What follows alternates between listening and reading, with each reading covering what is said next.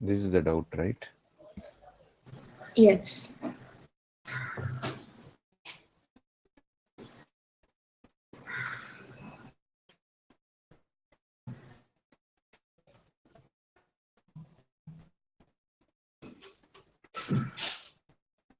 Which action is a central bank's least? Which action is a central bank least likely to take if it wants to encourage business and households to borrow for investments and consumption purpose? I didn't understand what the other two options meant. This B and C. Yeah. Purchase long-dated government securities, treasuries. Okay. Purchase mortgage bonds or other securities. Central bank least likely to take if it wants to encourage business. Okay, so when they sell securities, government securities, then that means um, they will take uh, these two. Okay, central bank least likely to take, these two are most likely to take. Okay, Both of okay. them. So I'll tell you. Wait. uh, First one says central bank is selling securities. When central bank is selling securities, that means selling securities means they are issuing bonds. Okay.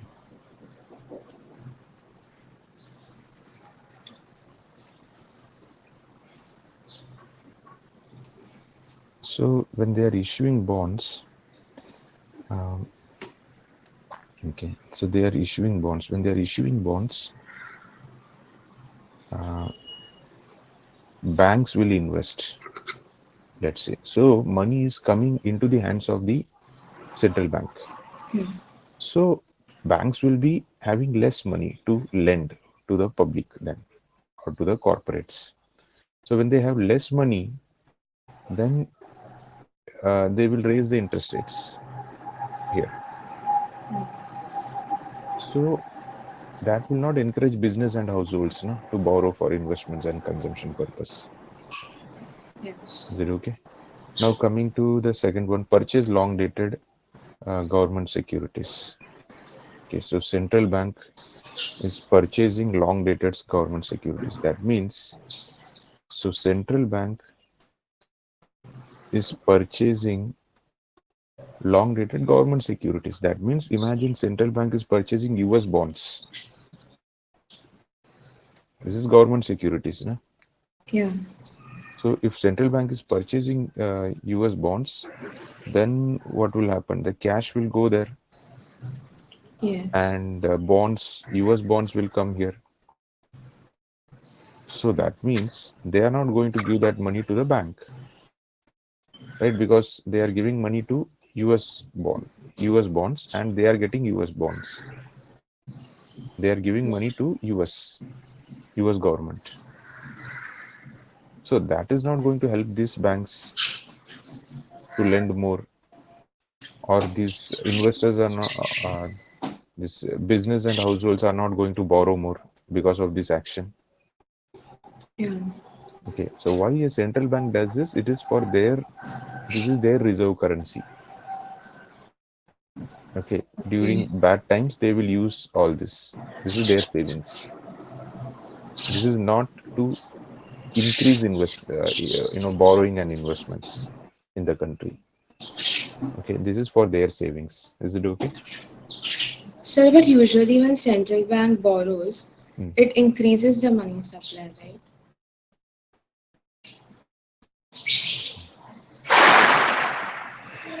No, when central bank borrows, uh, see, no, but where are they borrowing over here? They are investing in US bonds, no? Yeah. And they are taking US bonds. They are not borrowing here. Okay. Okay. When they are purchasing, the cash is going away from their hand, right? To US. Yeah. Is it okay? Yes. Then the third one says Purchase mortgage bonds or other securities. Uh,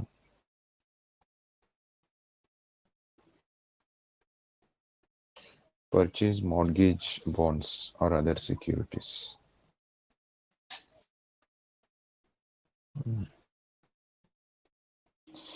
Purchasing mortgage bonds. Okay, central bank is purchasing. Again, same concept. So money is going into the hands of mortgage bonds. Mortgage bonds. So money, cash is going into mortgage bonds, and what they will get is mortgage bonds. So it is not helping this bank. Bank is not getting more cash to lend it to the businesses and households. Yeah.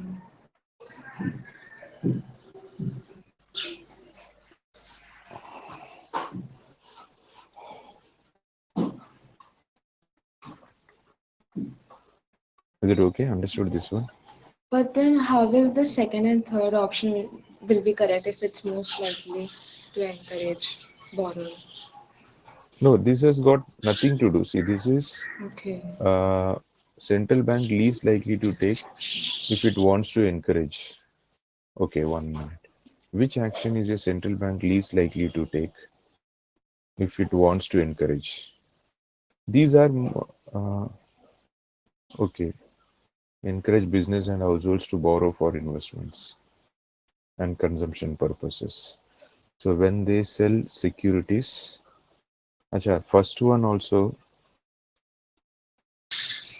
when they sell securities, so cash is coming in to encourage business and households to borrow. They will not do this. Okay. When purchasing long dated securities also, yeah, all these are not going to help, right? Then and all these are then most likely, no, all these, which action is a central bank least likely to take if it wants to encourage households to borrow for investments and consumption purposes?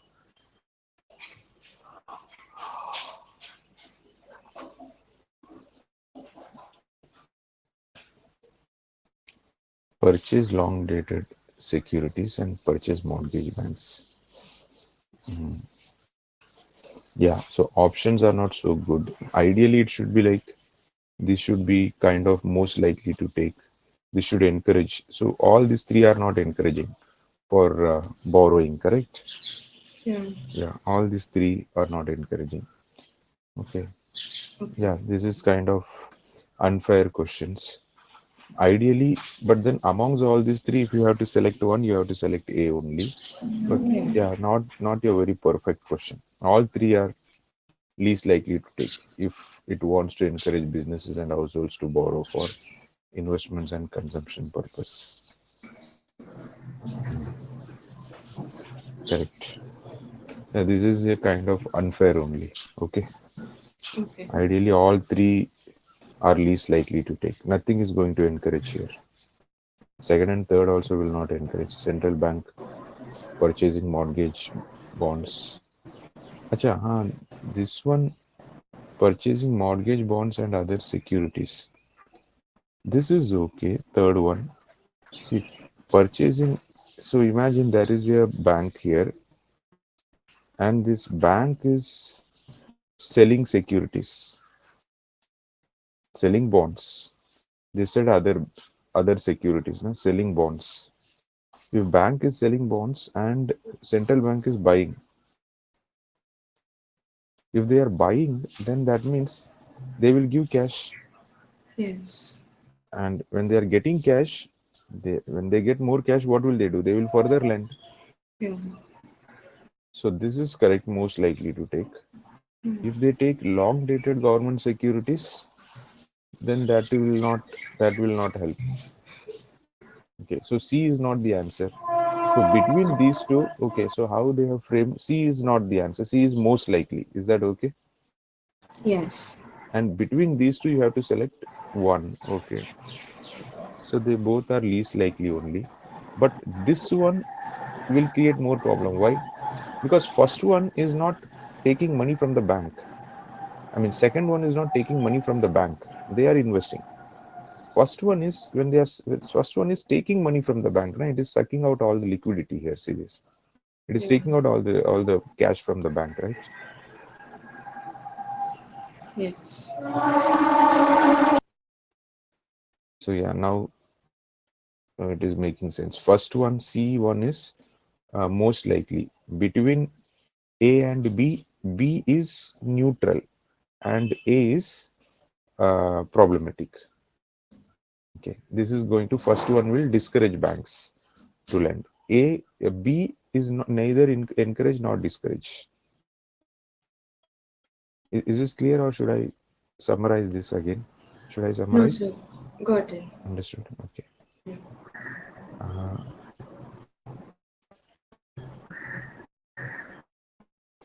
the least likely limitations to the effectiveness of monetary policy is that central banks cannot. Least likely limitations. That means it is not a limitation to the effectiveness of monetary policy. Is that bank? That means bank cannot do something out of these three, but that is not a limitations of monetary policy. That is not the limitations of effectiveness of monetary policy.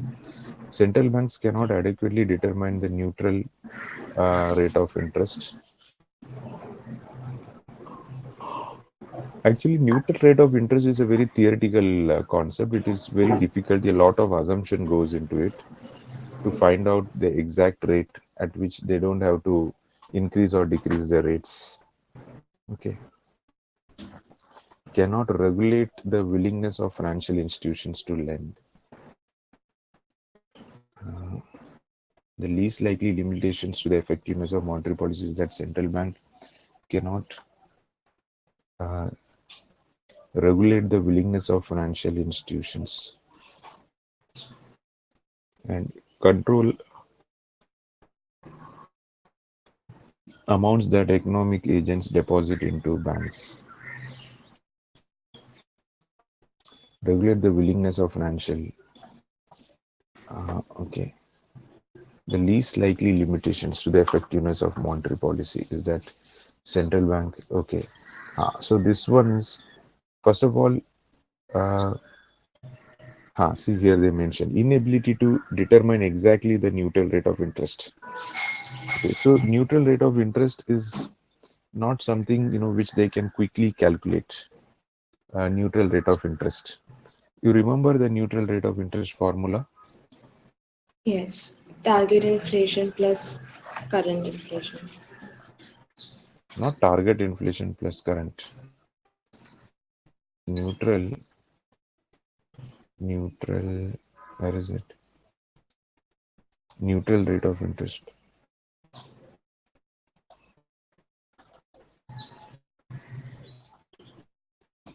Uh, Neutral rate of interest. Long-term growth rate it was.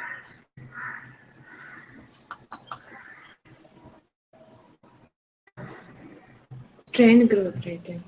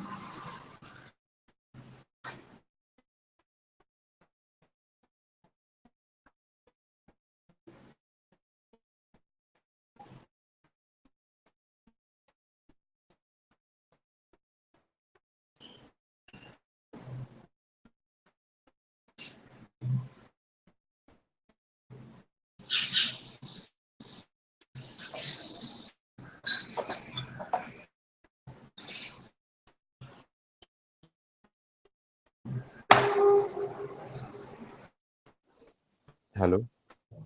Yes, sir.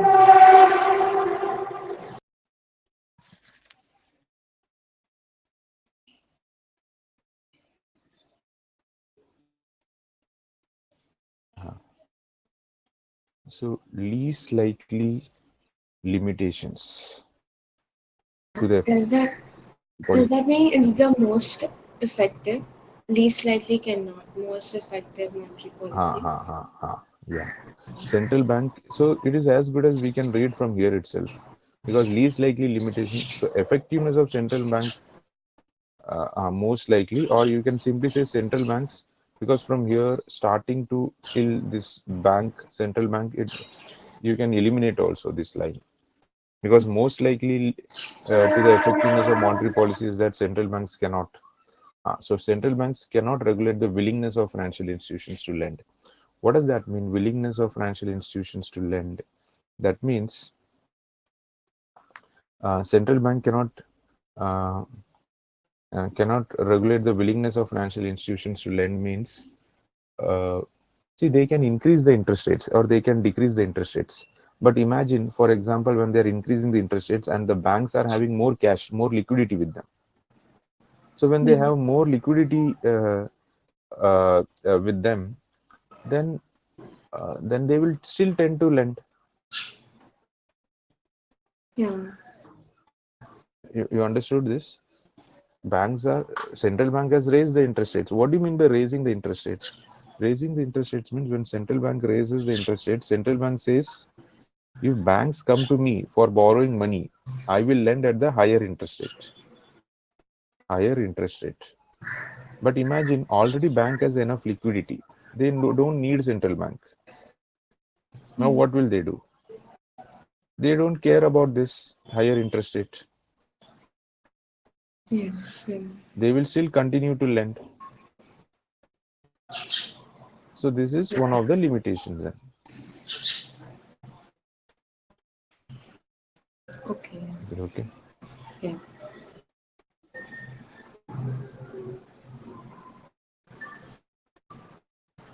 Then central banks cannot control amounts that economic agents deposits into banks. Hmm. Economic agents deposits into banks means economic agents means corporations deposit into banks, because central bank cannot say, like, this big banks cannot deposit money into the bank. They cannot say,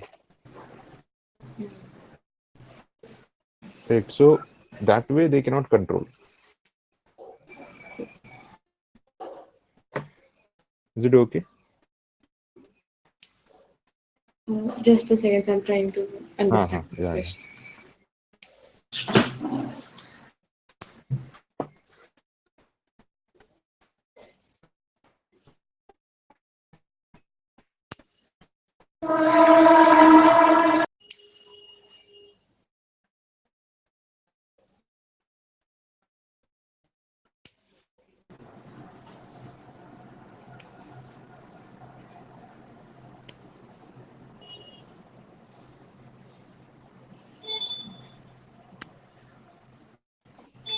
Sir, but if it was most likely to be a limitation, then B and C are also a viable option. Most likely B and C are viable options. Least likely limitations to the effectiveness of monetary policy is that central banks cannot accurately. Uh, no, what it means is, see, these are all challenges. B and C are the challenges of central bank. Okay, in the effectiveness of monetary policy. Yes. A is not a challenge in the effectiveness of monetary policy. Okay. Yeah. So Okay. least likely challenge is A. These are most likely challenges in the effectiveness of monetary policy. Yeah. Okay.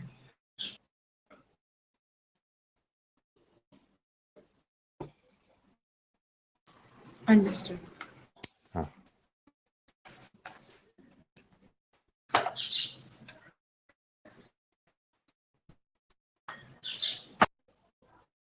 Okay.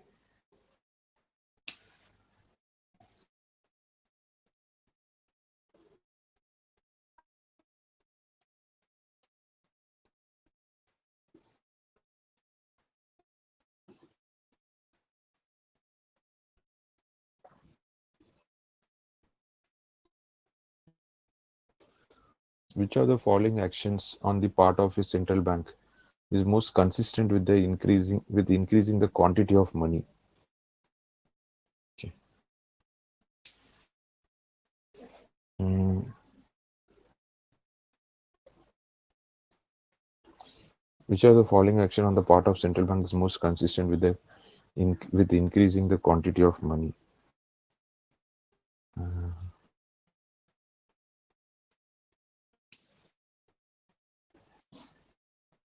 Increasing reserve requirements.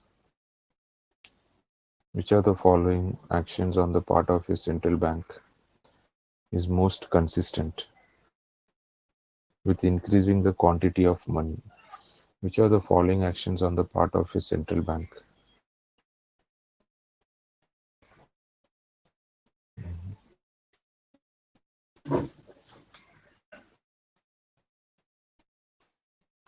Which are the following actions on the part of a central bank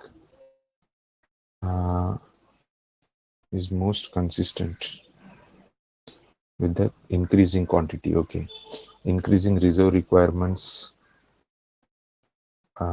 increasing the central bank policy rates, purchasing securities on the open market.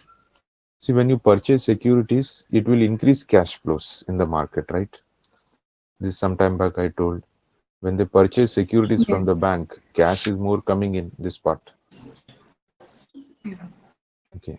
Now, if you see others, increasing reserve requirements, then there will be less cash if you increase CRR. Okay.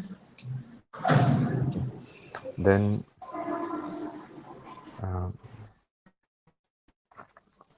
increasing reserve requirements, and then increasing central bank policy rate also will reduce the money supply, right?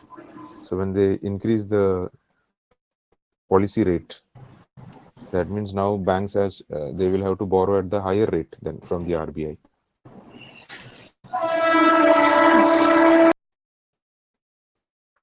So A and B will reduce the Yes, money money supply supply. and C will increase it. Yeah. Okay.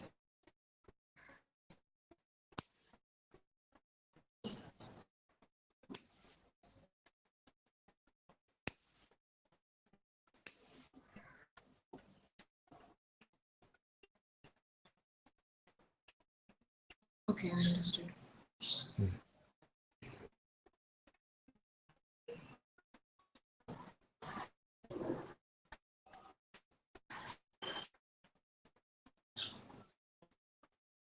Fine. Okay.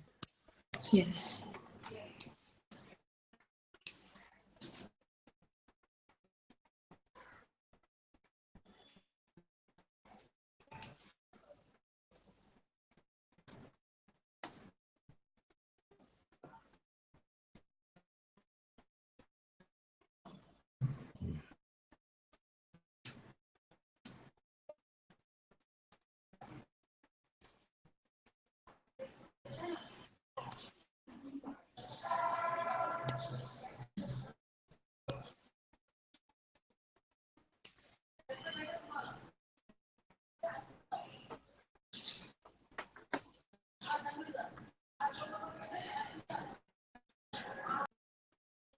Okay.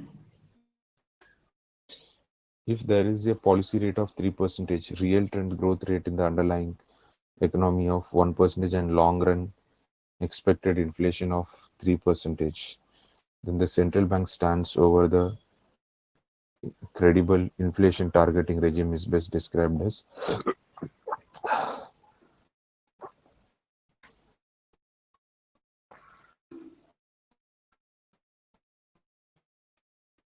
So real trend growth of economy plus inflation. So it should be 4%, 1% plus 3%.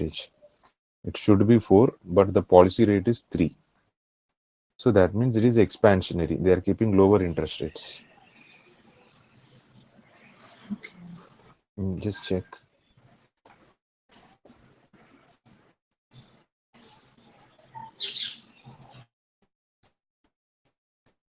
Yes, it's expansion. Yeah. This is just neutral rate that we saw some time back. Yeah.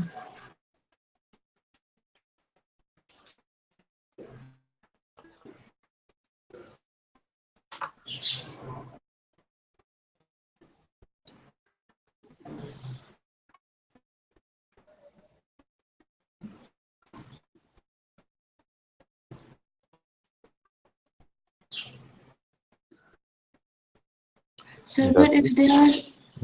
if they're increasing the inflation rate, no, sorry, yeah, inflation. I thought it's interest rate targeting. That's it. That many questions only. There's one more. I'll just send it. Mm.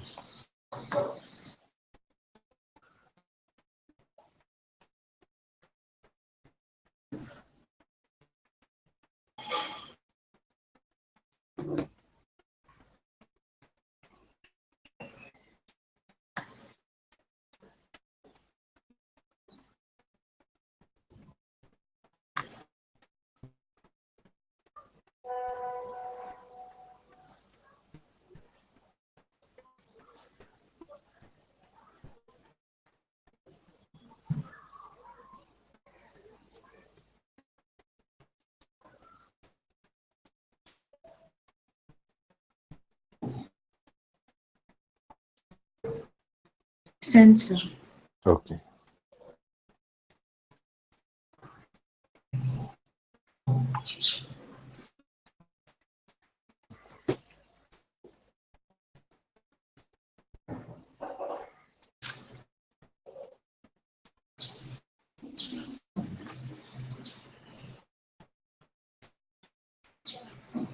The decrease in taxes and an increase in interest rate most likely reflect a decrease in taxes and an increase in interest rates.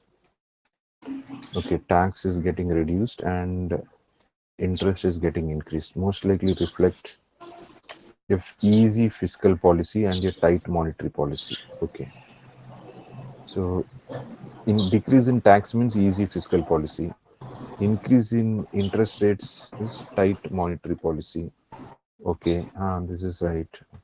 Then B, tight fiscal policy. No, tight fiscal policy means they will increase the taxes. Okay. Okay, increase in uh, interest rates is tight monetary policy. Okay. Okay, Yeah. then decrease in taxes, easy. That is right, easy fiscal policy.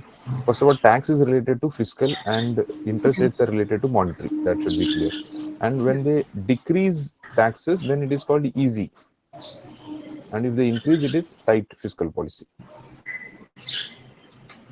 All right. Okay.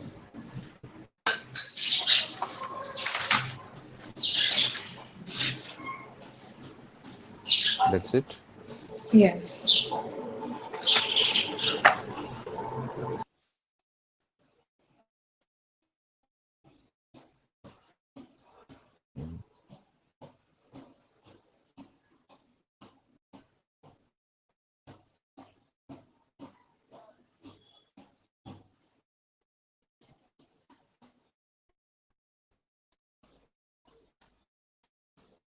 Just 1 minute.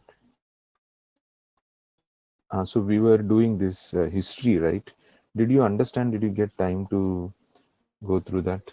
This all we have Yes. to do today. Okay.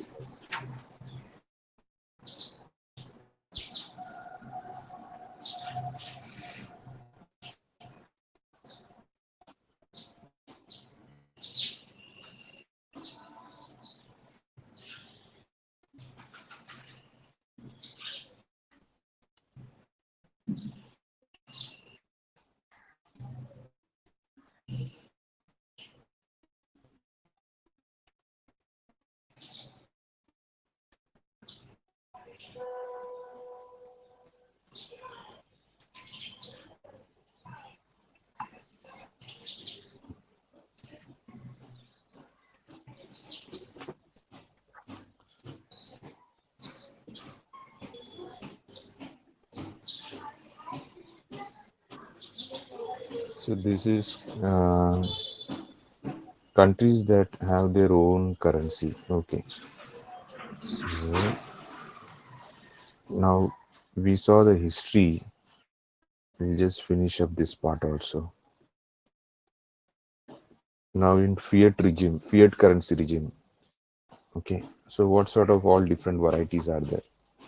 So first is dollarization. Countries that do not have their own currency, so they went for dollarization. Dollarization means what? You continue to use dollar. Okay, so even though your country is different, you are using dollar.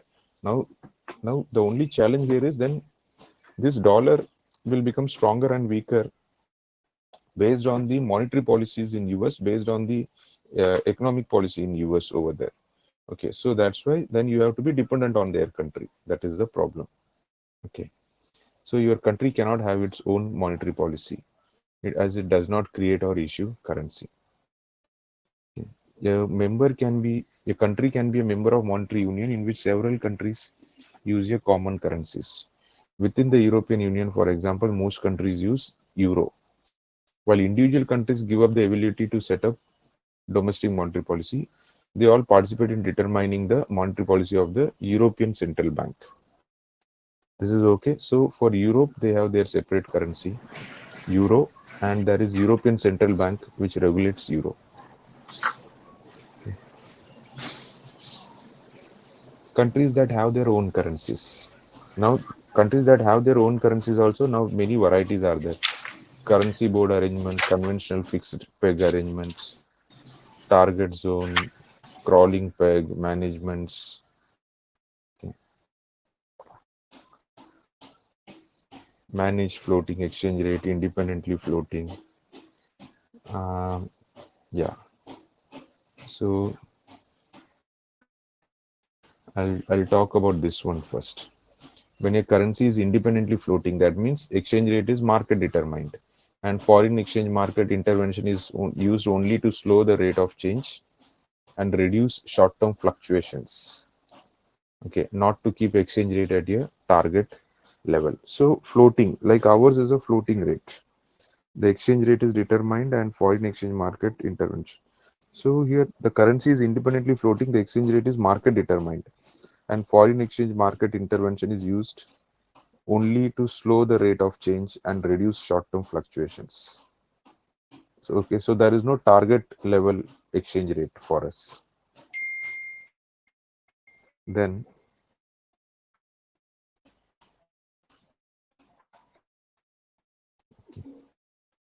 uh,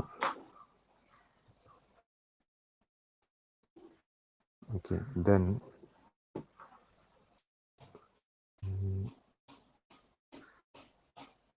next one is managed floating exchange rates.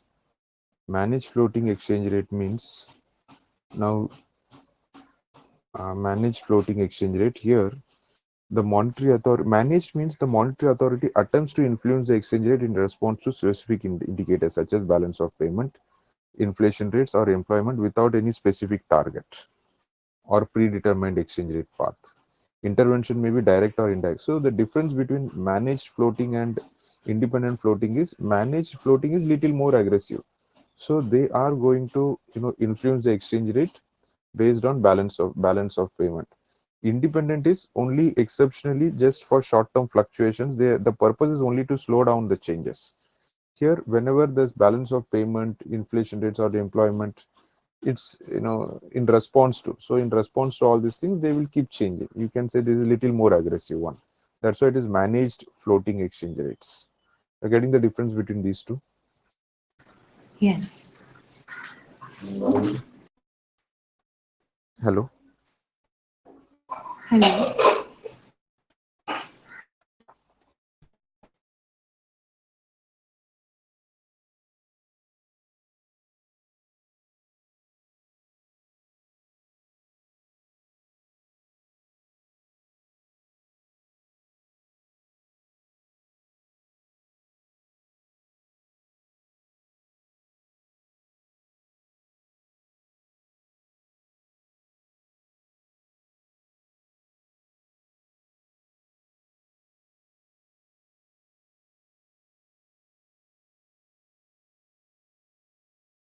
Hello. Hello. Yes. Ah.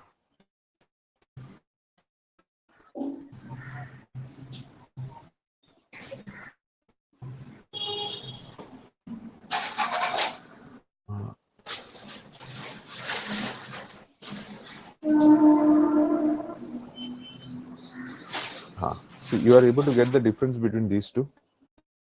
Yes. Then uh, so then we will come to this one now, currency board arrangement. So currency board arrangement is an explicit commitment to exchange domestic currency for a specified foreign currency. That means they are saying our exchange rate will be equal to this US dollar only. Okay, so uh, okay, our exchange rate will be equal to this US dollar only. Okay, a notable example of such an arrangement is Hong Kong. In Hong Kong, currency is only issued when fully backed by holdings of an equivalent amount of US dollars. So they are still following that not gold standard, but then kind of completely dependent on the availability of dollar instead of gold. The Hong Kong Monetary Authority can earn interest on this US dollar balances. With dollarization, there is no such income as the income is earned by the US Federal Reserve. Ha. When it buys interest bearing assets. So in dollarization, there is no such income because you are using dollars. Okay, whereas when it comes to Hong Kong's strategy, they are buying dollars. That means they are investing. They are buying dollars, so they will get interest. Whereas countries like Zimbabwe, which has dollarization, they will not get anything, no such income, as the income is earned by US Federal Reserve when it buys interest bearing assets with the US currency it issues.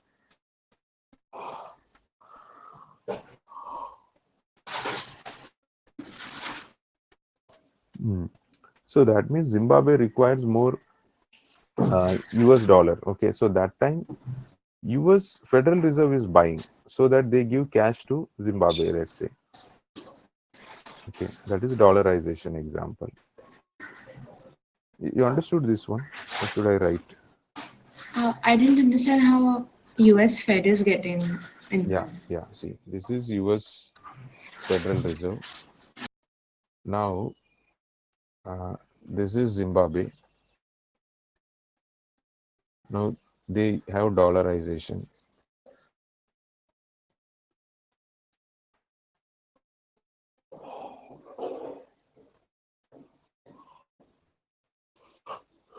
Now, when they have dollarization means they are using. So, they need more dollars. Okay, when they need more dollars, then what will happen? US Fed has to give dollars. So, to give dollars, they have to buy something. Yeah. Okay. So, it is like, they are lending dollars to them. Like they are lending dollars to them, and in return, they will keep getting some income. Yeah.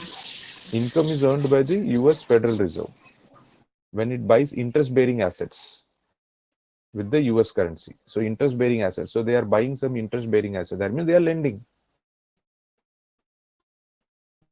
They are lending. And, they are getting some, they are lending. And so, they will keep getting some interest. Whereas in Hong Kong's case, they are you know in Hong Kong's case, the cash is coming here from Hong Kong. See, here the cash is going out. Here the cash is coming here. So in return, this is government, US government securities. So in this case, Hong Kong is earning government's interest from US Federal Reserve. Okay. Is it okay? Yeah.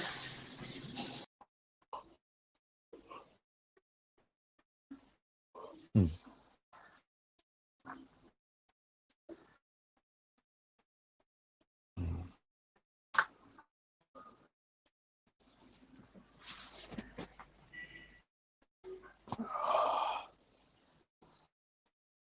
Okay, then yeah, this much is okay in this one. Then, so moral of the story here is currency board arrangement, they will have an explicit commitment. Currency board arrangement means based on the availability of dollar, they will have the you know see exchange domestic currency for a specified foreign currency at a fixed exchange rate. Okay, so that means if they say, let's see, so suppose if they say $1 is, let me check how many Hong Kong currency. Okay. US dollar to Hong Kong currency dollar. So 7.77 Hong Kong dollar. Okay. So 7.77. So when they say 7.77 Hong Kong dollar, so for every 7.77 Hong Kong dollar, there has to be $1 US currency. So accordingly, they will be managing it. Okay. So suppose if if this rate changes, what will they do then? If the rate goes up or down, accordingly they will have to buy or sell more dollars so that it is stagnant at 7.7. Have you understood this? What I said Yeah. now? Yeah. Okay. They have to sell or keep buying dollars so that it is, so they are committing to have this fixed rate. Yeah. Okay. Then conventional peg arrangement.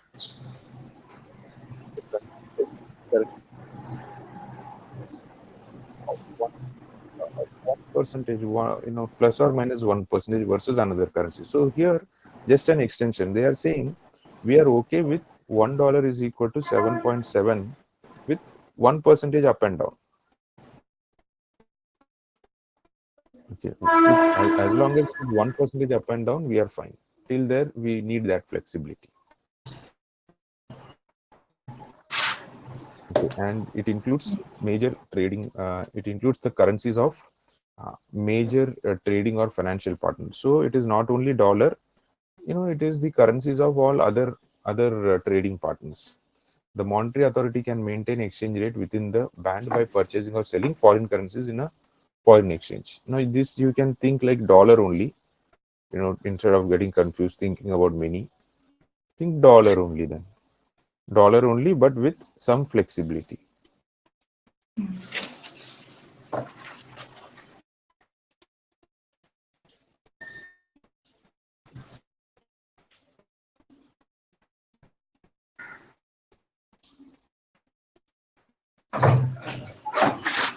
Okay.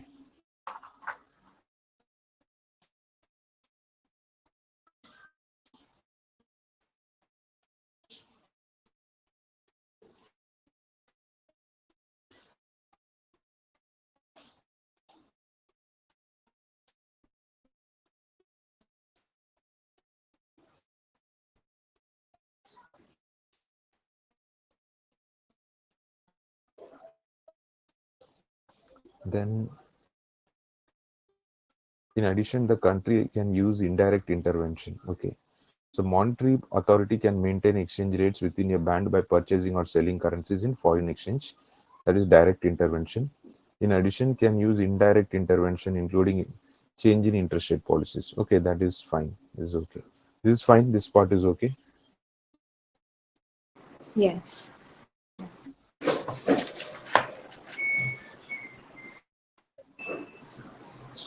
Hello.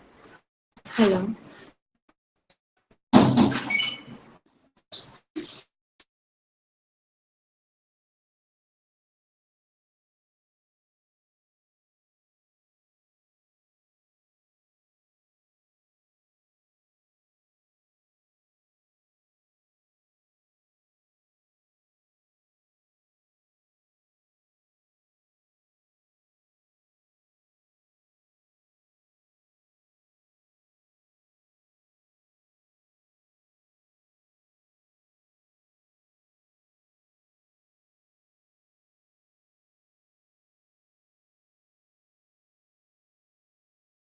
Hello.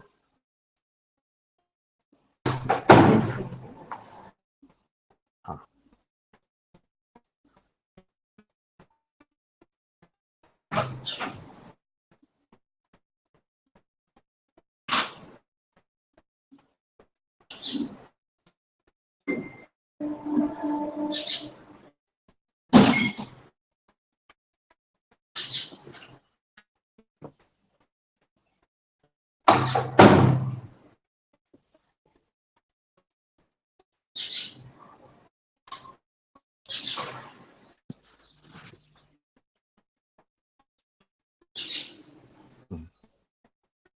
Then target zone. In a system of pegged exchange rate within horizontal bands or a target zone, a permitted fluctuation. So this is little more liberal within 2%. That is target zone.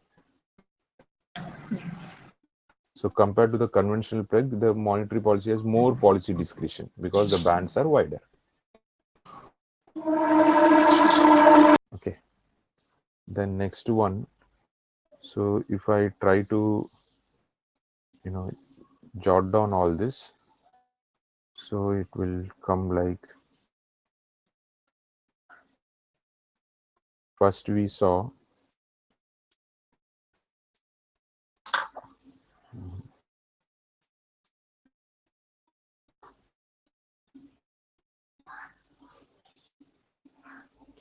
independently floating and managed. So this is floating,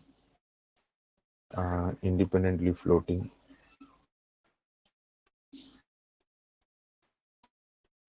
Then managed.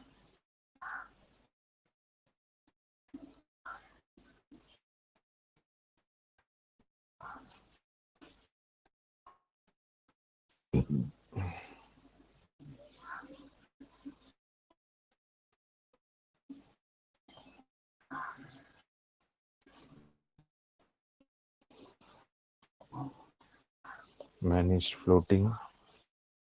Then we saw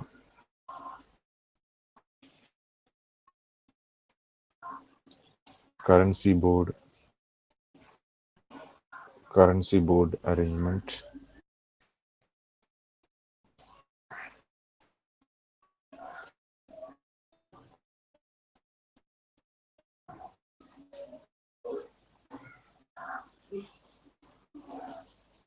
Then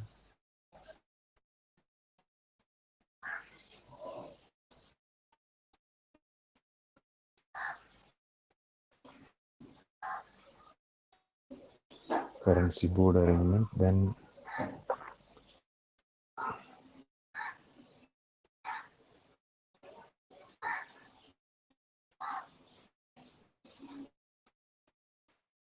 conventional fixed peg arrangements.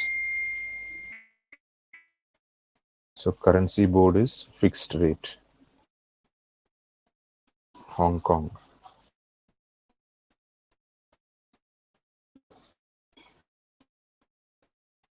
Then conventional fixed peg.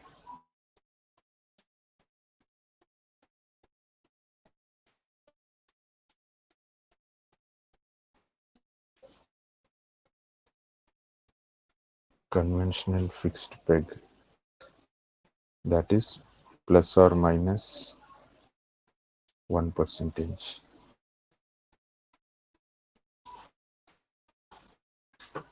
Okay. Then crawling target zone 2%. So this is one group, you can say, target zone, that is plus or minus 2%. Okay. Then crawling peg. So this is okay. Crawling peg is the exchange rate is adjusted periodically, typically to adjust for higher inflation. That is crawling. Slowly it is crawling. So slowly it is adjusted. The peg is adjusted for higher inflation versus the currency used in the peg. This is termed a passive crawling as opposed to active crawling peg, in which a series of exchange rate adjustments over time is announced and implemented. An active crawling peg can influence inflation expectations, adding some predictability to domestic inflations. Monetary policy is restricted in much the same way it is with fixed peg arrangements. So slowly, you are changing the exchange rate here. Okay, periodically exchange rate you are changing because of inflation. So crawling peg.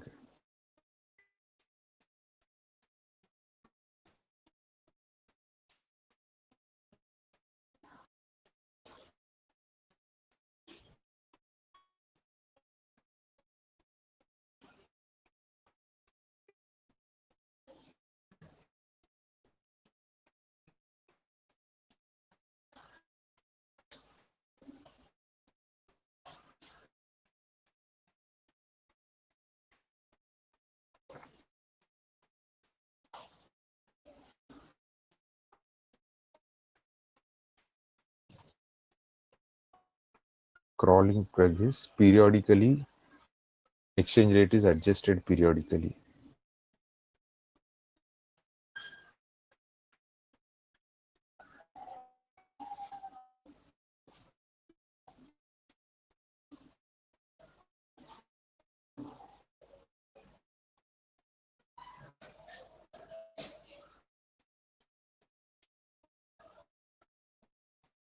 Okay, then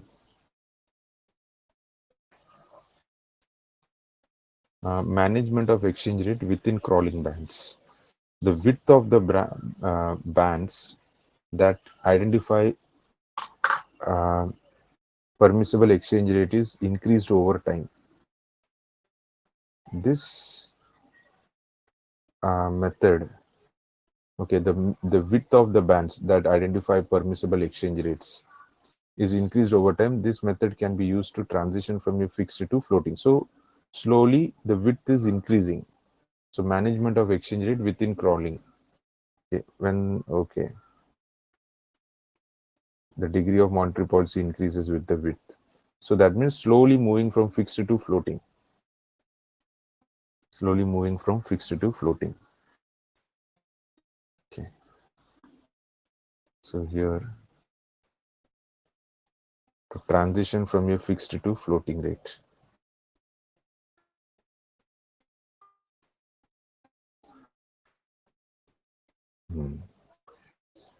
Then next one we have seen, right?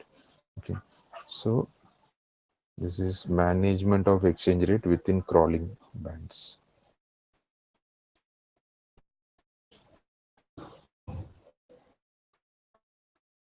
Management of exchange rate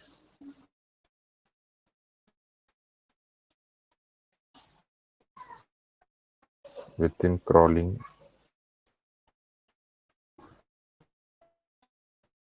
band.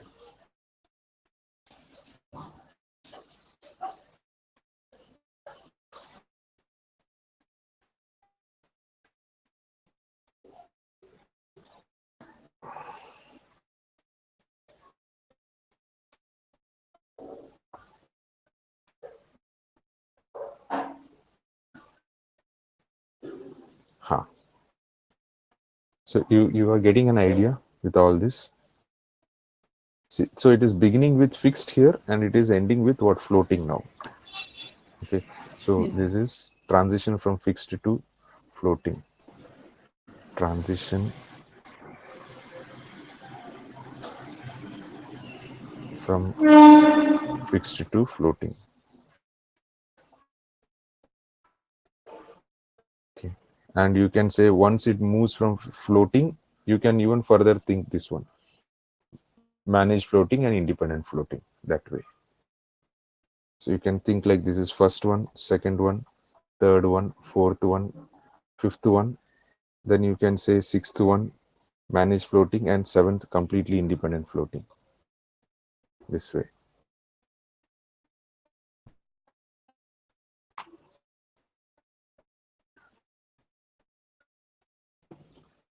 Understood this one? Yes, sir. Okay. You just read this. I'll see if I can come up with some sort of table here. Just you keep reading this for a minute, okay? Just Okay. read this page.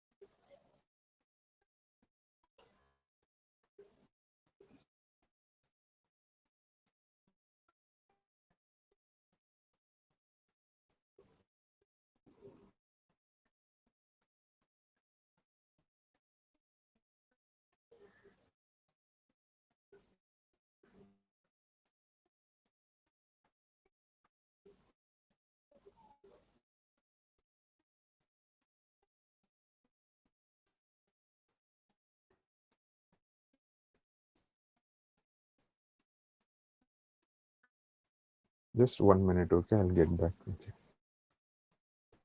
Yes, sir.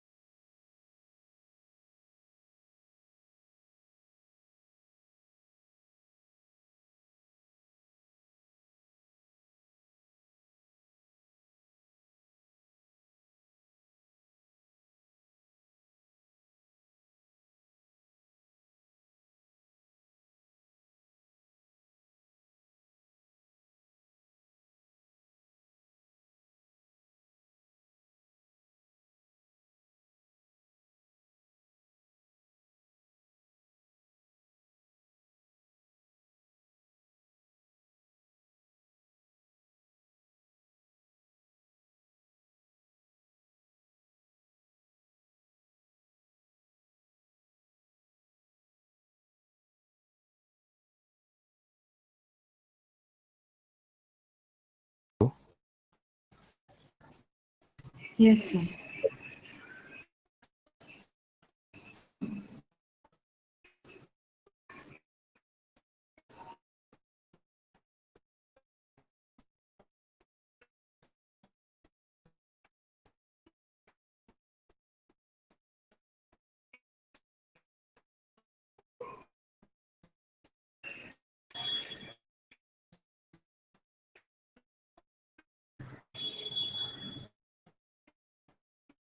Hello. Yes, sir. Yeah. Okay, you read, you have any doubts there? No, sir. Understood. Okay. Okay, so what I'm thinking, shall we just take a quick break for 10 minutes and then continue for 1 more hour? Do you have time? Yes, sir. Yeah. It's fine, right? Okay. So it is 10:17 now. So 10:18. Okay, so we'll connect at 10:30 again. Okay, so let the system be as it is only. Okay. 10:30 you come back and then we'll continue for 1 more hour. Okay. Okay. Yeah.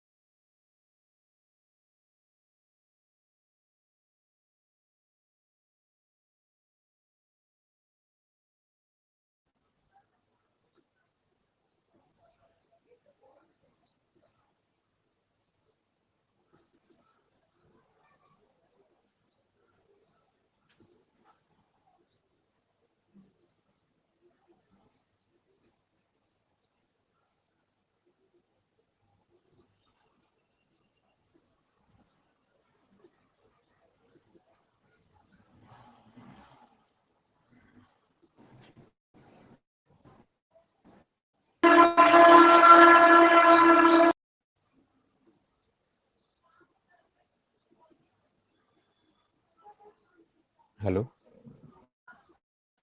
Yes, sir.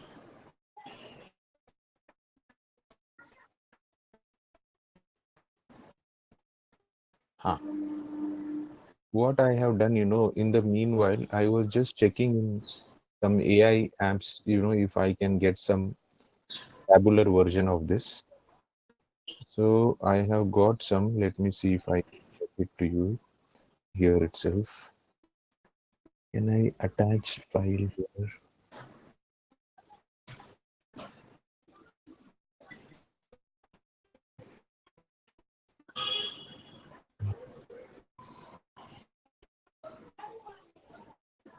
Let's see.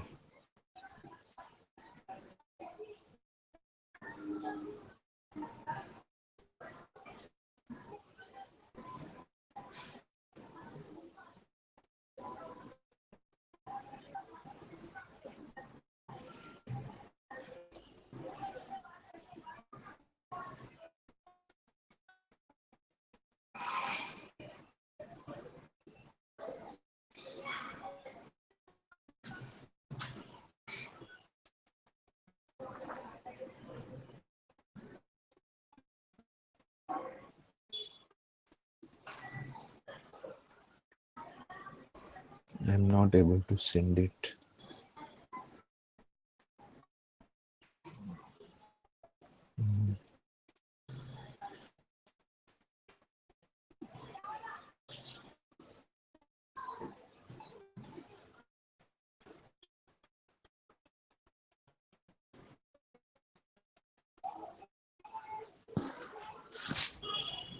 Okay, so I'll send it to you in WhatsApp itself.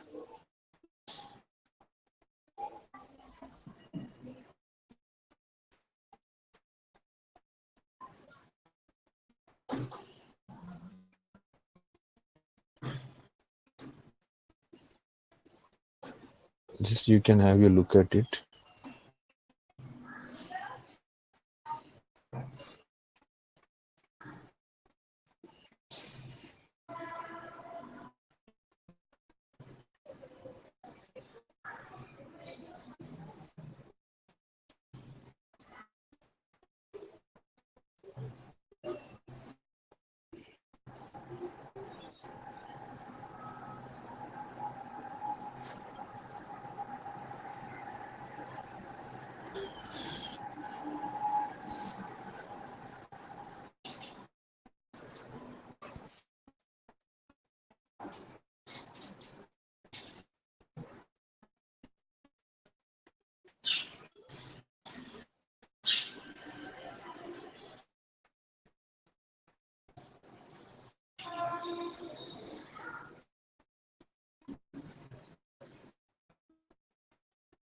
So this is some few AI apps, and this is what I have got. Can you see that one? I have sent it to you. Yes, sir. Got it. Hello, Hello. hello. Yes, sir.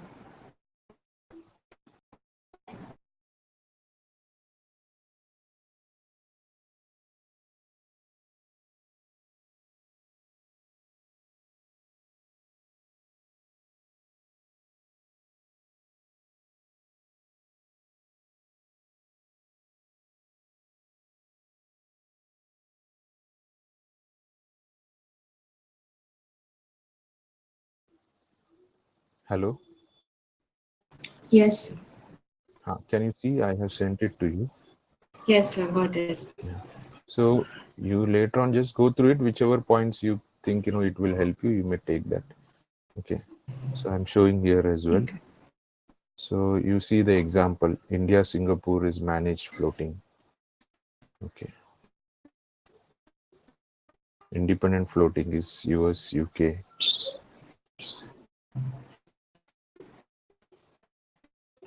Okay. Dollarization. Then monetary union, currency, conventional. Okay. Fixed peg. So hardly there will be any change. All these are Saudi Arabia. So Middle East countries, they go for conventional fixed peg. So this should help you, and also a couple of other table also I got, so that also.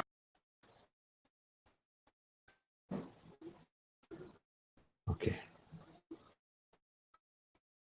then another one.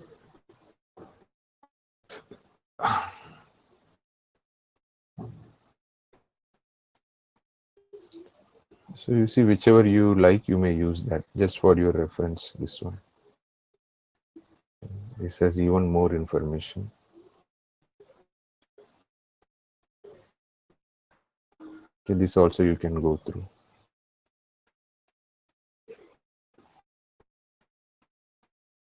Effects on international trade and capital flows is also given. Fixed floating. So this is also a good one. Okay, so you should read this part. This is also a good one. Okay.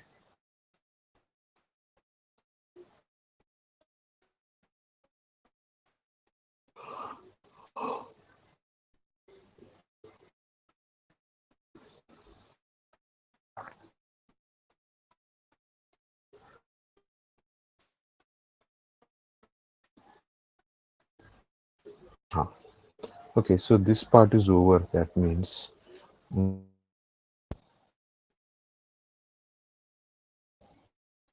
come to the starting of this reading. Capital FX market. Can you hear my voice? Hello? Yes, sir. Hello.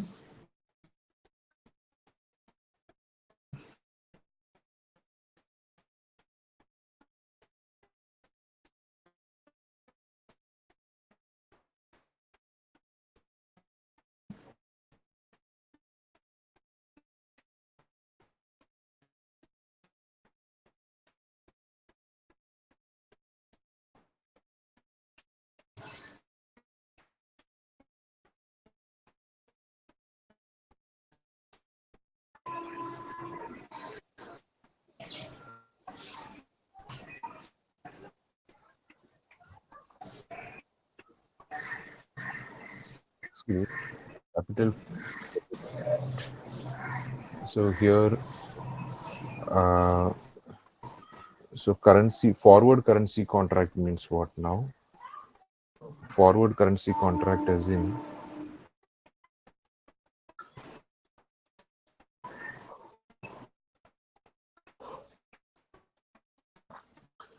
um, so first of all, if I say $1 is 90 rupees, this is called as base currency. Okay, base, whichever is in the denominator, that is called as base currency. Whichever is in the numerator is called as price currency, also called as quote currency. And so just do 1 by 90. What do you get when you do 1 by 90 in your calci?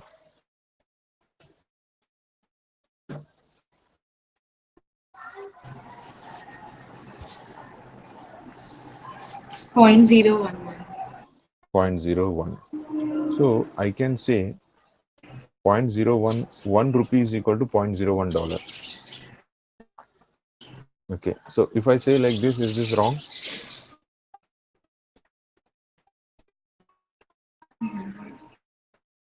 $1 is 90 rupees, or 1 rupee is $0.01. Yeah, no, it's correct. It's correct only. Yeah. So this is also fine only. But in this Yeah. case, this will become the base currency. And this will become price currency or quote currency.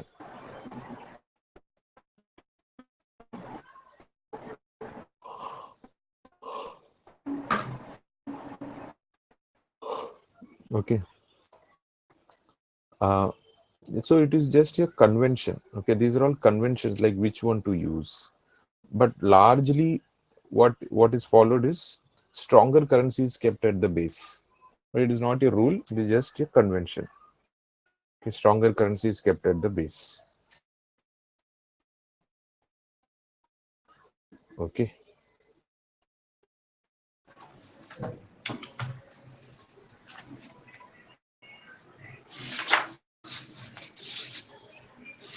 Then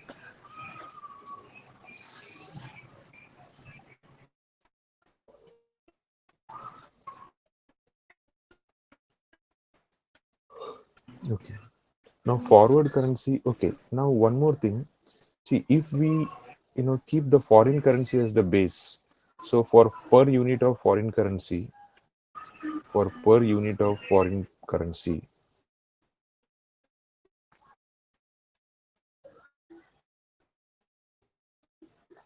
when it is expressed in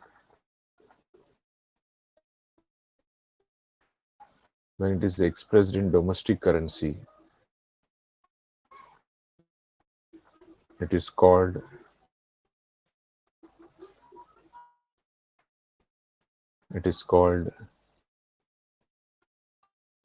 uh, direct quote. Okay, and this one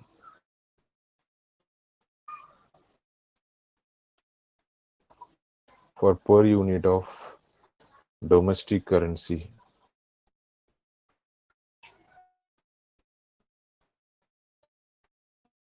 when it is expressed in foreign currency,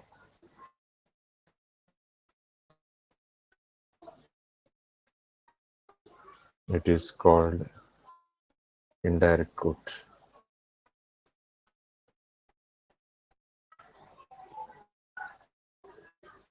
Okay, is it okay? Yes.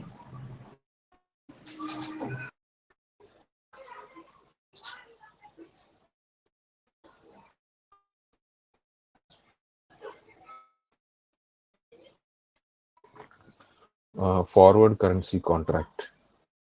Okay, so forward currency contract means, now what is forward? Forward means you are locking the price in advance. Okay, 110. You are locking the price in advance that you will buy at 110. That is forward contract, right? Forward currency contract means the same thing, only you are locking the rates in advance. Okay, you are locking the rates in advance, like at what rate you are going to buy and sell. That becomes forward currency. That means I will give you 90 rupees after 3 months and you have to give me $1. So this is forward currency contract. Instead of shares, you are using currency as the underlying asset. Okay, this is forward currency contract. And why are they doing this? For hedging and for speculation purposes. So hedging means what? Now imagine I am an importer. If I am an importer, I am going to pay. I have imported some goods, and after 3 months, I have to pay $1 or $100. Let's say I have to pay $1. Think only $1. I have to pay after 3 months. I'm worried that right now $1 is equal to 89 or 90, and what if after 3 months $1 becomes 92? So then I have to shell out 92 rupees, which I don't want to do. So I'm going to the investment bank and I'm locking the rates. I'm saying, look, I will give you 90 rupees after 3 months. You have to give me the dollar.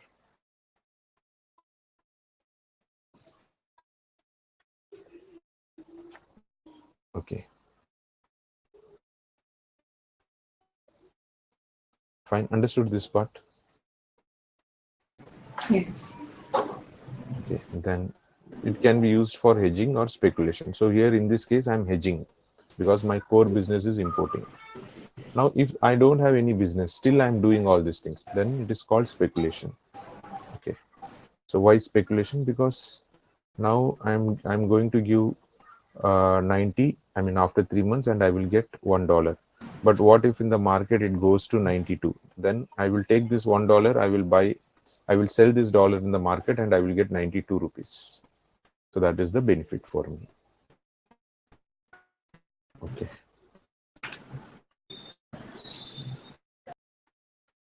Then sell side and buy side. So buy side consists of foreign currencies and forward contracts. So all these are buyers, and sell side is the sell side is large multinational banks. These are the originators of forward, forex, FX, forex, all has got the same meaning. Okay, so foreign exchange.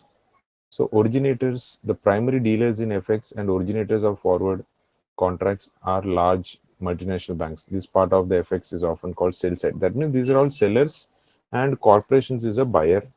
Investment accounts or many transactions, these are all buyers one. All these are buyers one. Okay.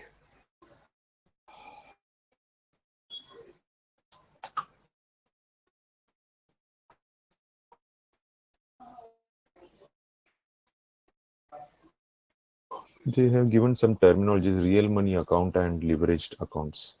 So real money account means where mutual funds and insurance companies, institutional investors, institutional and other institutional accounts are there. They don't use derivatives. Leveraged accounts is this one.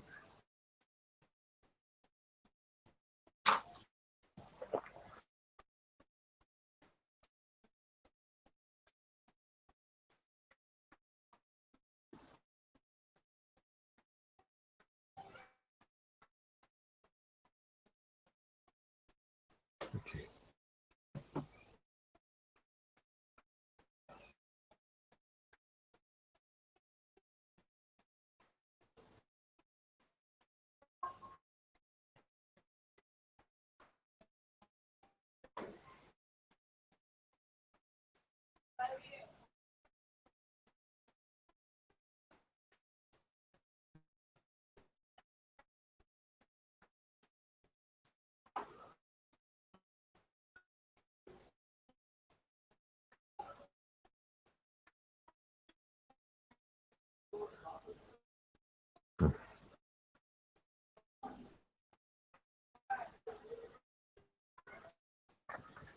Okay.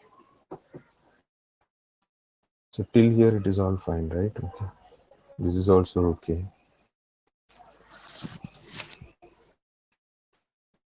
Retail FX refers to forex transactions by household relatively small institutions. Retail FX is fine. Then types of exchange, base currency and price currency that we already spoke about. Direct and indirect quote also we spoke about. So here this is direct for per unit. This is indirect quote and direct quote. So we already spoke about it. Then exchange rate, real exchange rate. Okay, this part we have to see. Real exchange rate. And here is the summary. So this part also we have to see. Okay. Just read this part. You will not understand this now, but you just read it, then I'll explain it. Just read these points. Hello, can you hear? Yes, sir. Yeah, just read these points.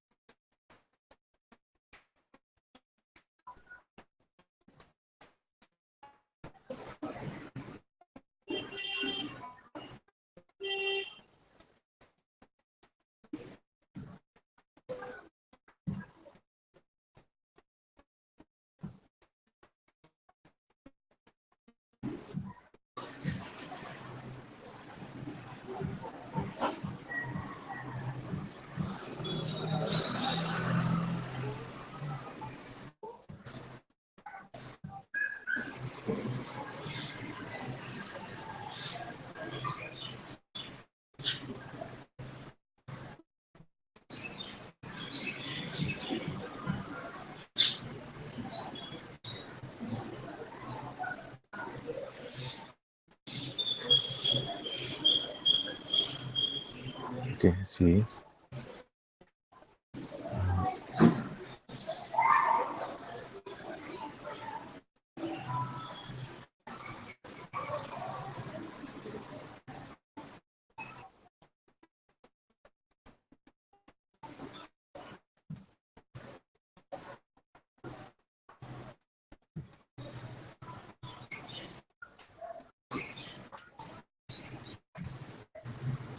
Okay, so here, see, first one, see, nominal exchange rate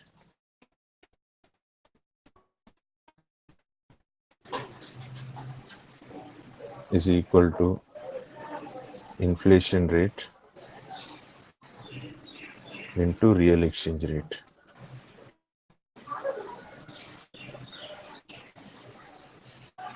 Okay, so nominal exchange rate is equal to inflation into real exchange rate.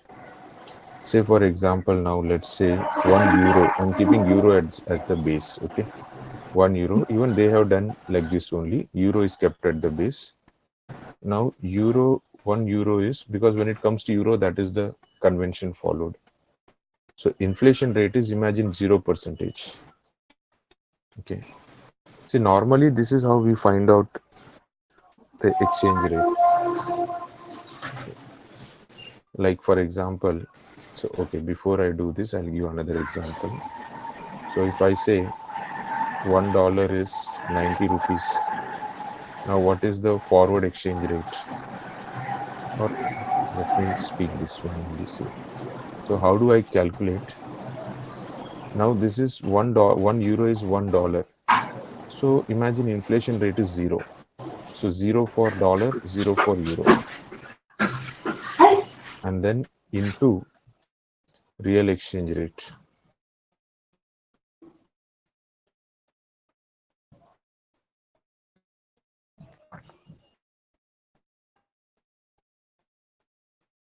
Okay, real exchange rate. Okay. So now this is 1/1 into real exchange rate.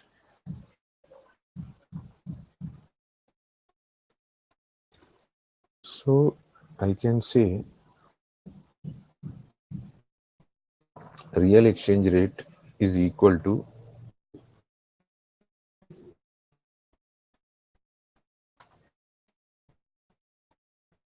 $1 for 1 euro.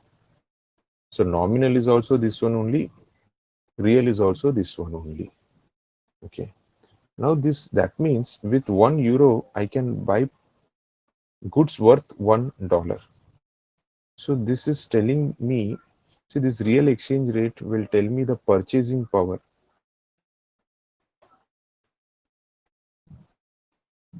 of one currency.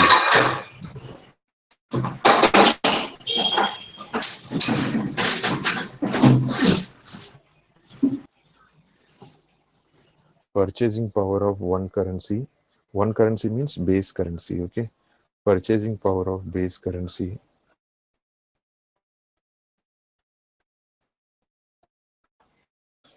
in terms of the amount of goods, okay,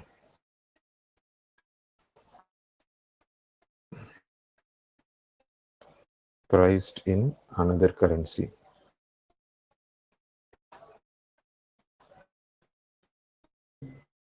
which is called as price currency.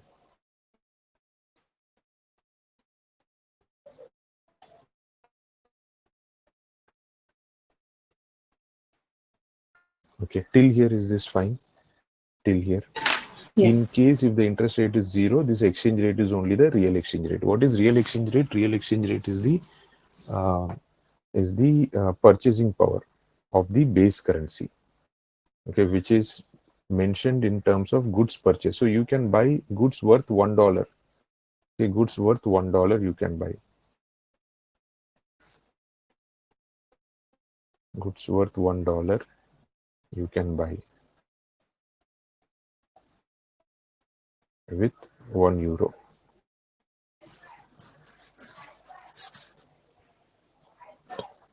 Okay, now suppose the new exchange rate is, imagine, $2. So now this 1 becomes 2.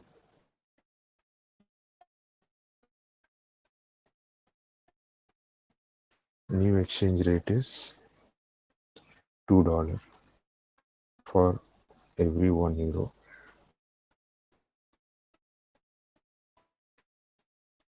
So US dollar 3% inflation,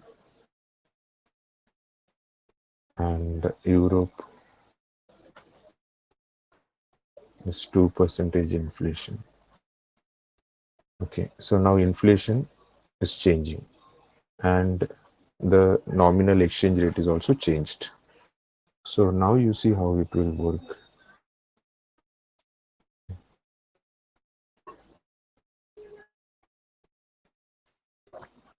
So now nominal exchange rate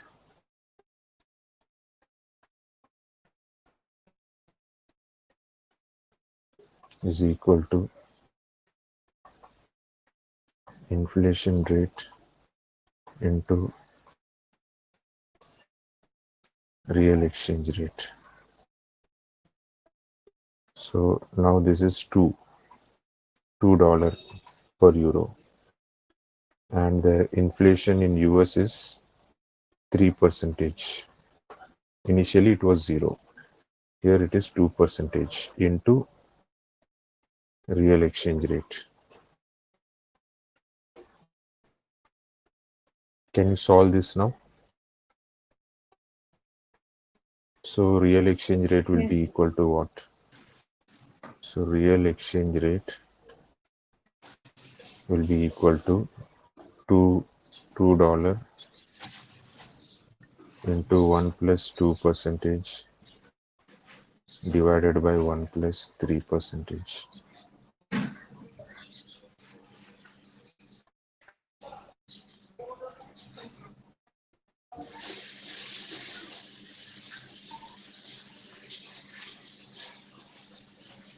1.98. 1.98. So that comes to 1.98. Okay. So $1.98, correct? Yes. $1.98 per euro. So that means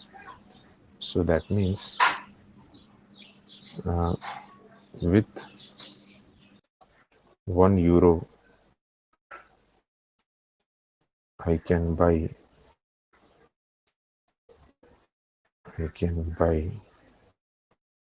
1.98 dollar worth of goods.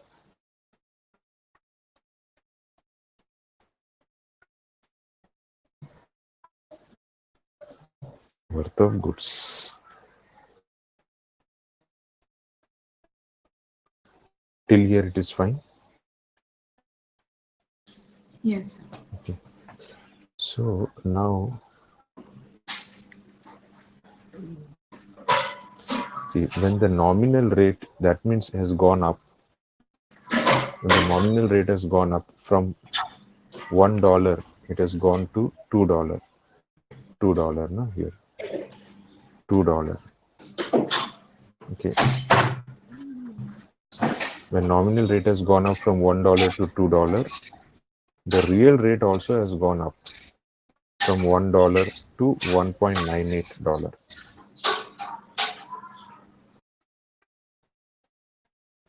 Okay,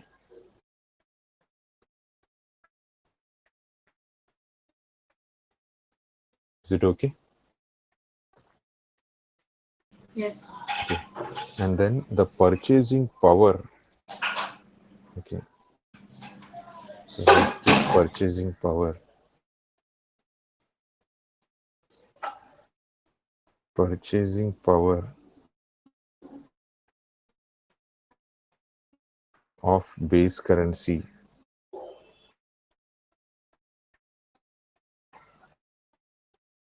also has gone up. Okay, so that means earlier with 1 euro I could buy $1 worth of goods. Now I could buy with 1 euro $1.98 worth of goods.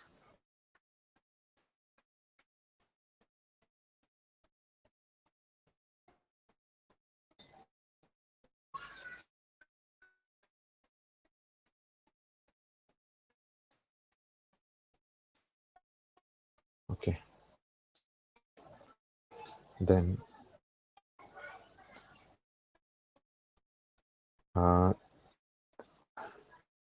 I can say, see, in this case, if purchasing power has gone up, okay, I can even say that that means dollar has become weaker. Is that okay? Because earlier I could buy only $1 worth of goods. Now I'm able to buy $1.98 worth of goods. That means this dollar has become weaker. Yes. Okay. So that means here I can say price level.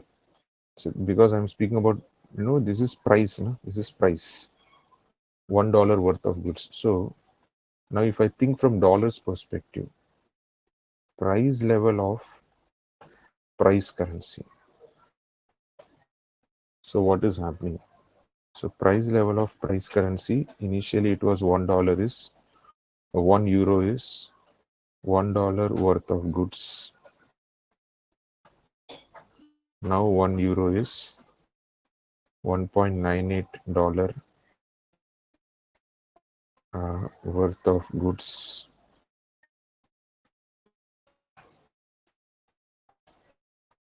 Okay.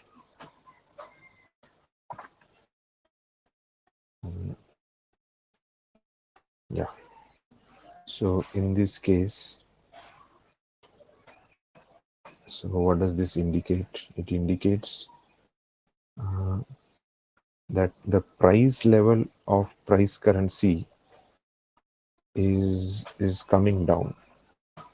Here the purchasing power of base currency is going up. Price level of price currency is coming down. Okay. On this basis, let's just read this first. See, an increase in the nominal USD euro rate decreases the purchasing power of USD. Is this okay? Purchasing power of USD's purchasing power will decrease. Euro's purchasing power is going up. Yeah. Euro's purchasing power is going up means dollar's purchasing power is coming down. Decreases the purchasing power of the USD. Okay. And then increases the purchasing power of euro. The real USD euro exchange rate has increased. Okay, so the real rate has increased, this part. Exchange rate for euro has increased. This first line is okay. Yes. Then the second one, a decrease in the USD. So this is the opposite. Okay. So opposite perspective, you think only from one angle. Otherwise, you will get confused at this stage. Okay.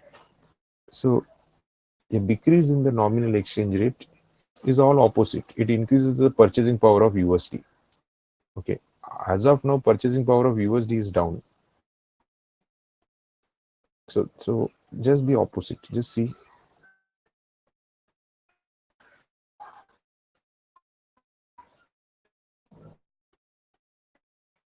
These 2 points are fine.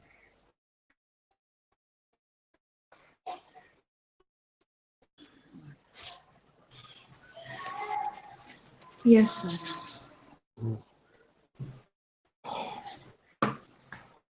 Then an increase in the Eurozone price level relative to price level in the US. So Eurozone's price level relative to the price level in the Euros in the United States will increase the USD Euro exchange rate, decreasing the purchasing power of the USD and increasing the purchasing power of the Euro. That means an increase in the Eurozone price level relative to price level in the United States will increase the real Euro exchange rate, decrease. That means the demand for, see, I can even say the Euro is becoming stronger. That means the demand for Euro currency has gone up. So if the demand for Euro currency has gone up means what? Could be there is more, good economy happening over there. So the demand for Europe goods has gone up. Okay, the demand for euro goods has gone up. Okay, an increase in the eurozone price level relative to price level. Okay, eurozone price level relative to the price level in the United States will increase the real USD euro exchange rate, decreasing the purchasing power of the USD in the eurozone and increasing the purchasing power. In short, purchasing power of euro has gone up. So when purchasing power of euro is going up, that means an increase in the price. That means euro goods are becoming expensive and dollar goods are becoming less expensive because its demand is not there. Yeah. Okay. Just hold on. You just keep reading this. Just 1 minute. Okay. I'm getting a call.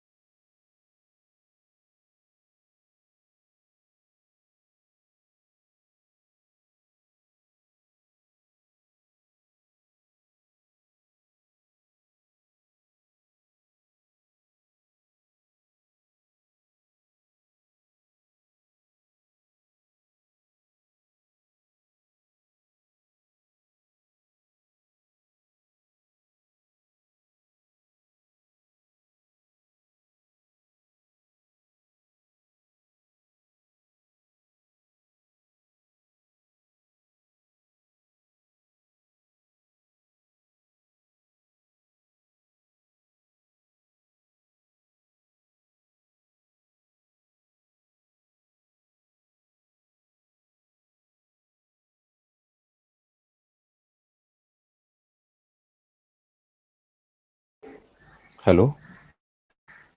Yes, sir. Yeah. Okay. You understood this third point. Third point, what it means is, in short, uh, the demand for. Okay, I'll write it down here.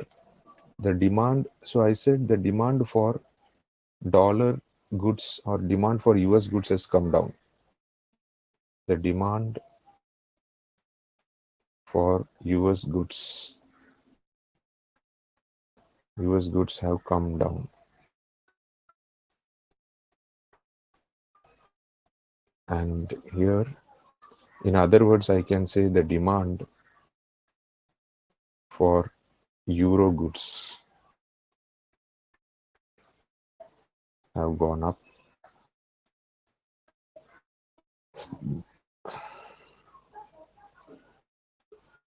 Okay, so that's what they are mentioning here.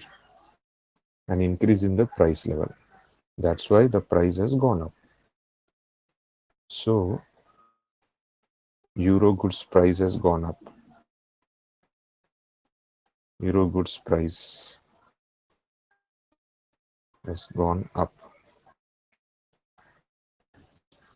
Okay.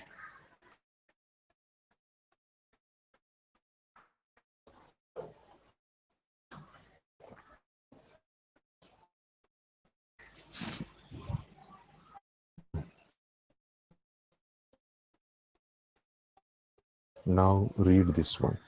A decrease in the eurozone price level relative to the price level in the United States will decrease the uh, real USD euro exchange rate, increasing the purchasing power of USD. This is the opposite one. Suppose if a decrease in the eurozone price level, if price here I'm saying euros goods price has gone up, but if this would have been vice versa, so second and fourth points are vice versa. What you can do is first you focus only on first and third point. Okay. Once that you understood, then second and third is just the reverse point. Then, uh, then end of the period real PB exchange rate can be calculated as follows. Okay. Uh,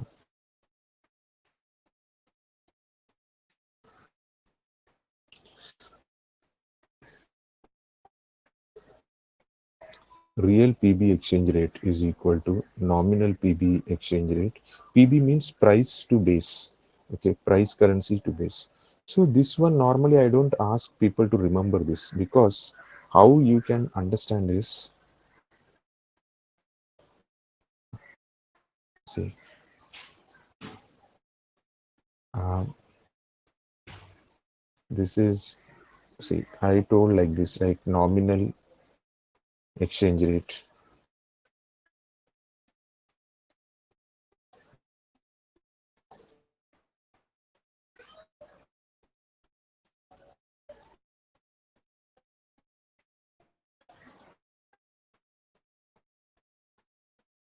Nominal exchange rate.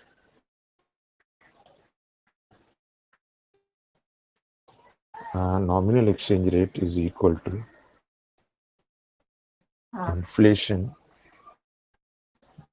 inflation rate into real exchange rate.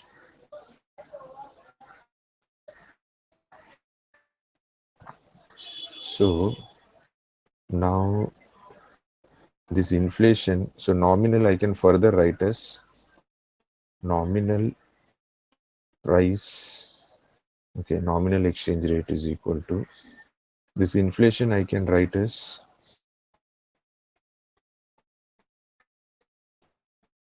1 plus, because the numerator is price currency, so 1 plus price currency inflation. So I write this as price currency inflation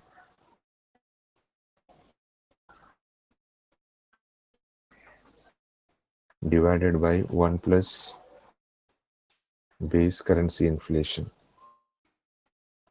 into real exchange rate.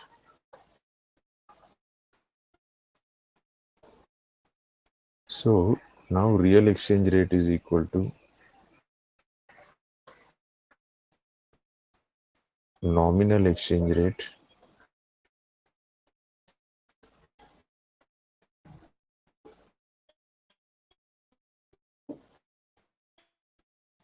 into, this will shift up, so 1 plus base currency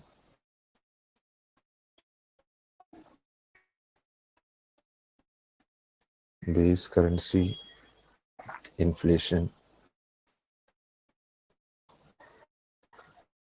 divided by 1 plus price currency inflation.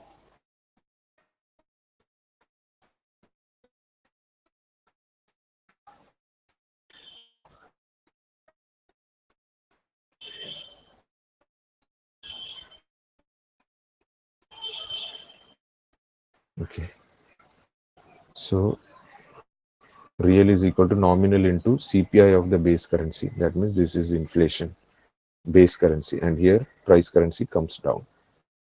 This is the formula. So you can derive this using this equation itself.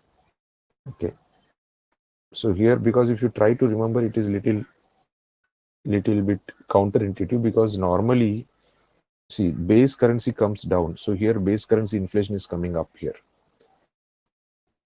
If you can remember, otherwise logically, you can derive like this. Okay, have you understood this one now?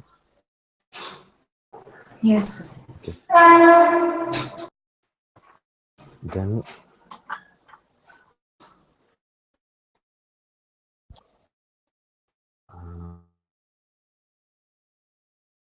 okay, an increase in the nominal exchange, this is again a repetition only.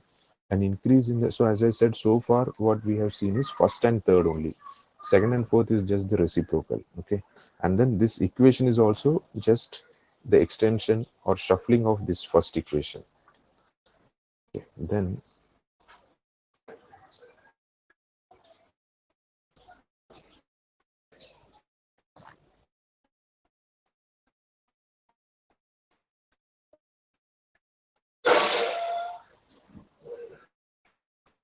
an increase in the nominal exchange rate over the period increases the end of the period real exchange rate, and the purchasing power of the price currency decreases. An increase in the nominal exchange rate over the period increases the end of the period real exchange rate. So that we have seen here.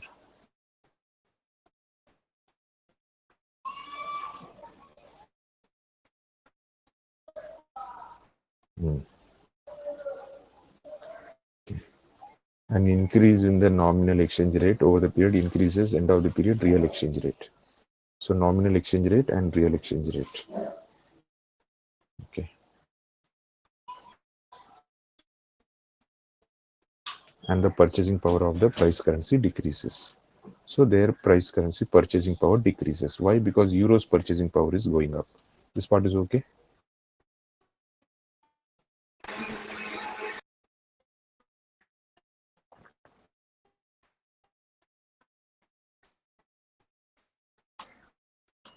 Hello. Hello. Hello.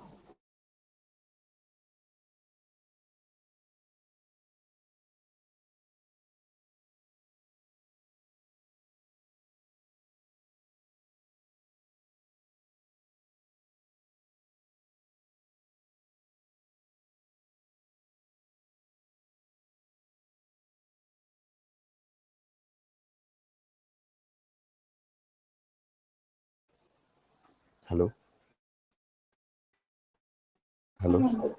Yes, sir. Hello. Yeah.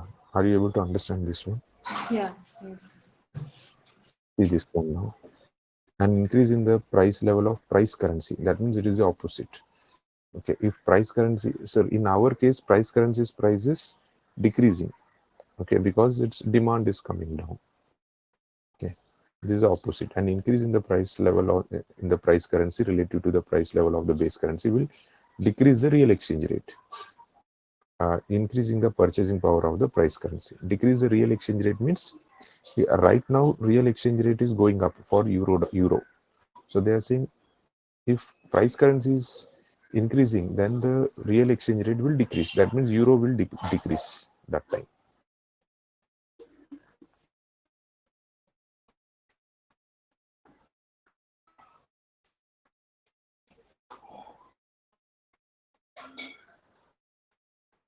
Okay, and so you read again all this three.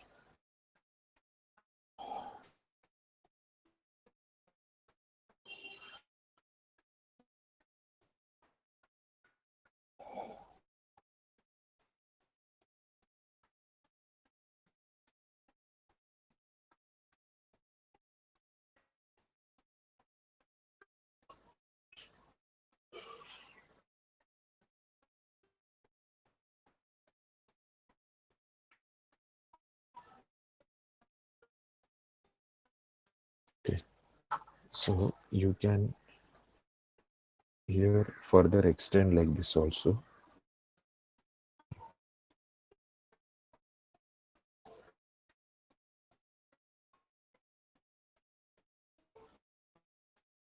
I can say if the purchasing power of base currency is increasing, this is the result. I can say if the purchasing power of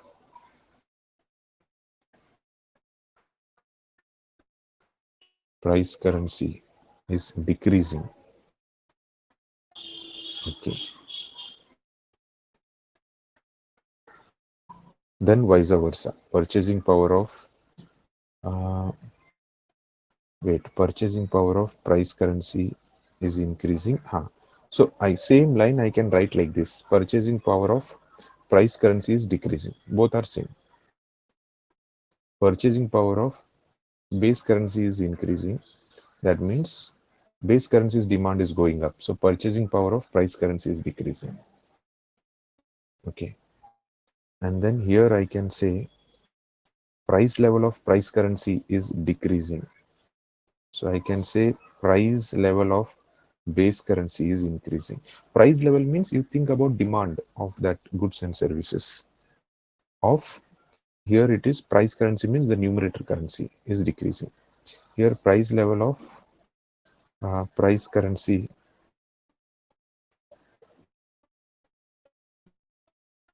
price level of price currency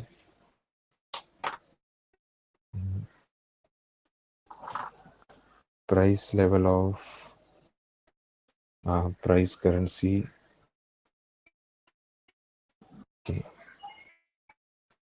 this is price level of base currency. So this is price level of base currency will go up. Will go up. This is okay now. Yes. Or both are same meaning.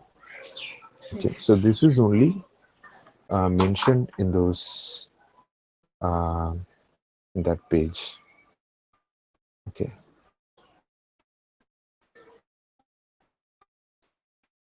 this one. Beyond this, there is nothing difficult as such. The sums are all easy only, not very difficult as such. Okay. You later on you read this. If you find difficult, you tell me again. I'll explain it. Okay. Then also in YouTube, I have made one video on this only for this topic. So if you want to see only this topic, that also I'll send it to you. You watch that as well. Okay. We'll see this one now. See real exchange rate. Now just go through this question, then I'll solve it.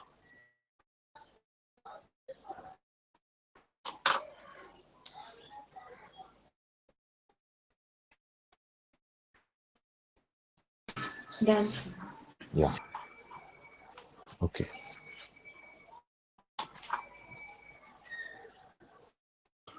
Uh, so here, see, as I said, nominal exchange rate is equal to um,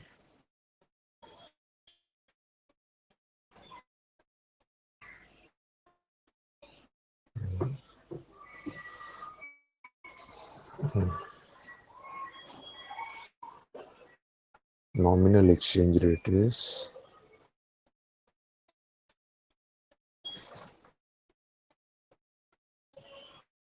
okay. Nominal exchange rate is inflation rate into um, into real exchange rate.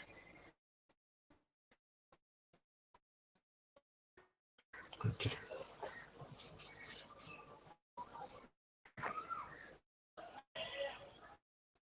Nominal exchange rate. Okay.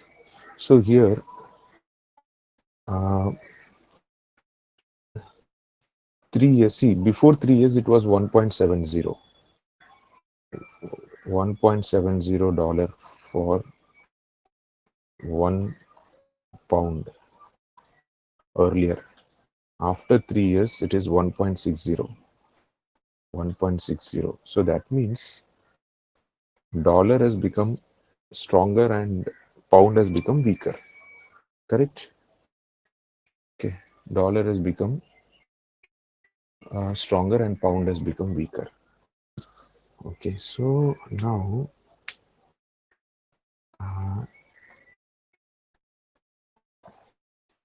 okay.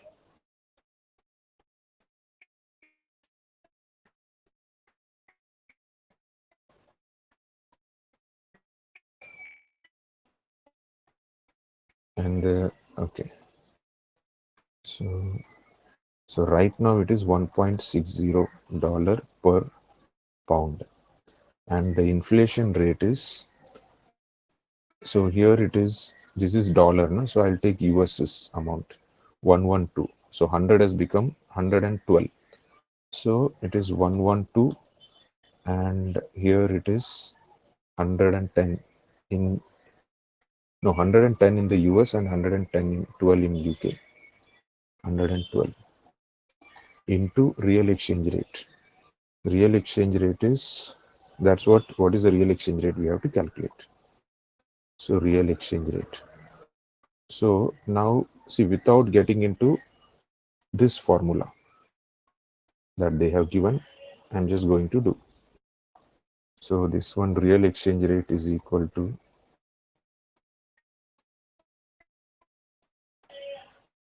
1.60 into 112 divided by 110. Just calculate this.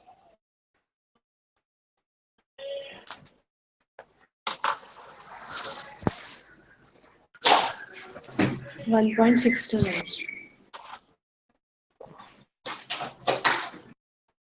1.629. This will be dollar per euro per pound. Okay, 1.629. So what does this indicate now? So this says, see,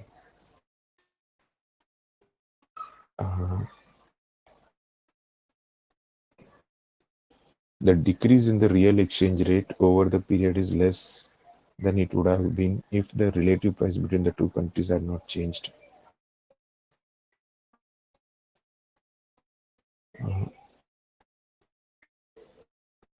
Okay, so here this is a new real exchange rate. Now if you want to, if you are thinking why did I take 110 and 112, I could have even done the way I did before the inflation. So inflation means what? I could have directly taken 1.60, this one, and equal to 1 plus 10 percentage divided by 1 plus 12. That is also fine. So real exchange rate.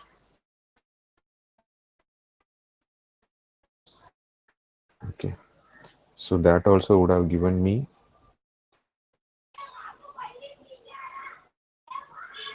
real exchange rate.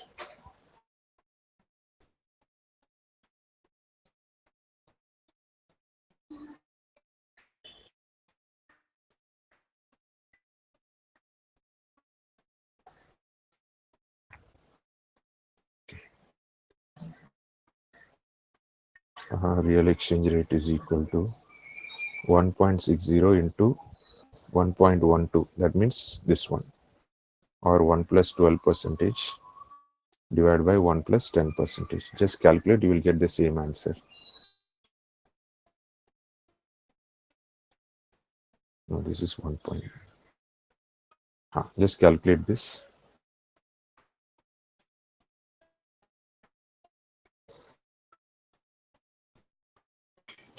Yes, same answer. Yeah.